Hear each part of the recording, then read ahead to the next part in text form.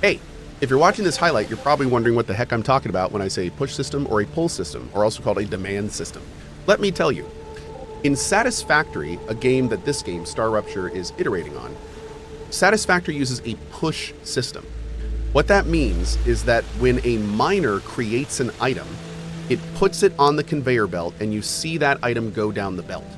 Now, if you put a miner down and then put a long conveyor belt in front of it, in Satisfactory, you will see that conveyor belt fill all the way up with items because it is pushing the items out of the mine.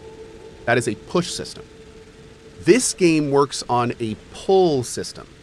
What that means is the rails, which are these items here, which are the same as the conveyor belts in Satisfactory, the rails never fill up with items unless there is a object or building demanding the item on the other side. So what that means is that if you have a mine like this with a rail connected to here and there's nothing there, this will never fill up with items, ever. But if you put a storage box right here and say store the ore from here, then you'll see the ore start flowing into there. Now this is why this is such a huge deal. When you're using a pull system, you can spider web your network because everything intelligently can go down any rail.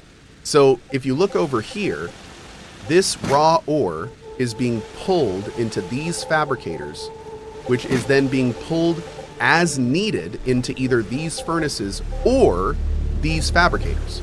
So because the network spider webs and everything just pulls what it needs from whenever, as long as it's connected to the main network, it will get its items. So unlike Satisfactory, you don't need to connect A to B to C to D to make sure things get to places.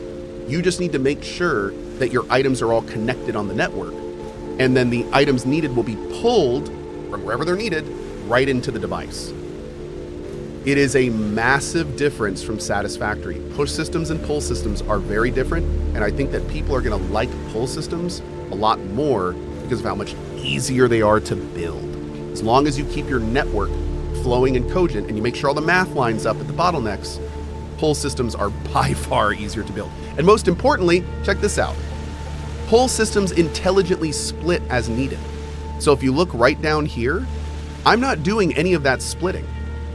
It's just pulling the resources it needs where it's needed. Nothing is, no sorting of any kind needed. All just does it automatically. Because again, it's pulling itself. So there is a little bit of math involved because you will have to make sure that like you don't have too many bottlenecks and you can have multiple rails. And just like Satisfactory, your rails do have a throughput amount that you have to keep in mind, and there's different rates and stuff. But that is the basic difference between the push and pull system and why this game fundamentally is different from Satisfactory because of it. Hope that helps.